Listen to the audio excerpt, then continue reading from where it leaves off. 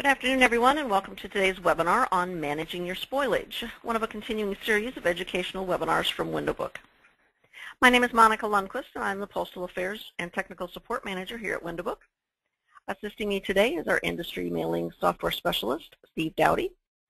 The specific agenda items that we'll be covering during today's webinar are: what is spoilage? What are the benefits of reporting spoilage? The Postal Service rules for reporting spoilage, tools that you need to manage spoilage reporting, and a live demo showing how spoilage can be reported using WindowBook's DAT MAIL software. Spoilage is defined for postal purposes as situations where there is a mismatch in the quantities reported in the electronic files and/or documents versus the quantity that's actually mailed. This mismatch can be due to spoilage or shortage, but for purposes of this webinar, we will term both of these collectively as spoilage. Virtually every mail production environment will have spoilages or shortages. Since this is a manufacturing process, it isn't foolproof, and there will almost always be instances where the planned quantities do not match the quantities that are actually mailed. This can occur during normal manufacturing processes, which may result in pieces getting damaged, or in startup processes where pieces may be wasted as the equipment is brought up to speed. Shortages generally occur when one or more of the components of the mail piece run short, such as running out of envelopes or reply pieces, or perhaps all the components run short.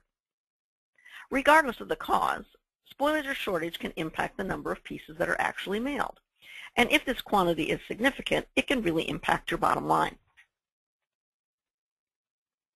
There are a number of benefits to reporting spoilage. First, it provides for a method to properly account for all pieces in situations where each and every mail piece must be accounted for. For example, it is critical that financial statements or legal notifications reach the end recipient. So when these types of pieces are spoiled, it is very important to account for the spoiled pieces. In addition, new pieces are generally recreated to replace the spoiled pieces in these cases, so it's important that the spoiled pieces are reported and deducted to be able to properly reconcile counts. Even when mail pieces are not critical financial or legal documents, it is still important to be able to account properly for the pieces that are actually mailed. This is beneficial for any number of historical, statistical, and auditing reports. A very important benefit is the cost savings. Depending on the total quantity of the mailing and the manufacturing processes used to produce the mail pieces, spoilage can add up to a significant amount. In these cases, mailers should take advantage of spoilage reporting so that they are not paying postage for pieces that never get mailed. The Postal Service has provided specific guidelines for reporting spoilage. These are detailed in A Guide to Intelligent Mail for Letters and Flats. There are 4 methods for handling spoilage. All 4 methods apply to adjustments that are made before final postage is made. Any spoilage reporting that's done after postage payment is finalized must be done manually using a hard copy form requesting a postage refund. We'll review this option in a moment. The 4 methods listed in the guide only apply to permit imprint mail.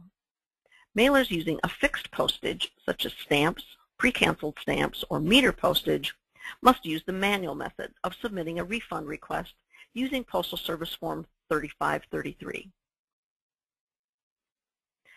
Methods 1 and 3 can be used for standard mail or first-class mail only.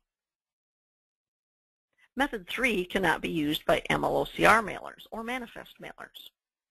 Now we'll discuss each of these methods individually in a moment.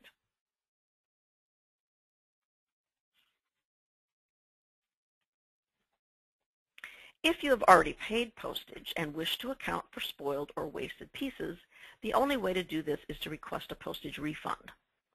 To do this, you will need to contact your local post office to obtain Postal Form 3533.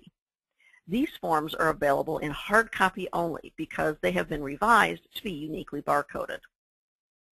Once you have obtained the form, it should be completed following the instructions that are printed on the form. Or you can get more details by logging on to the Postal Service's RIBS website and review Postal Bulletin 22252. Depending on the instructions and depending on any agreements that you might have in place with the Postal Service, such as optional procedure agreements,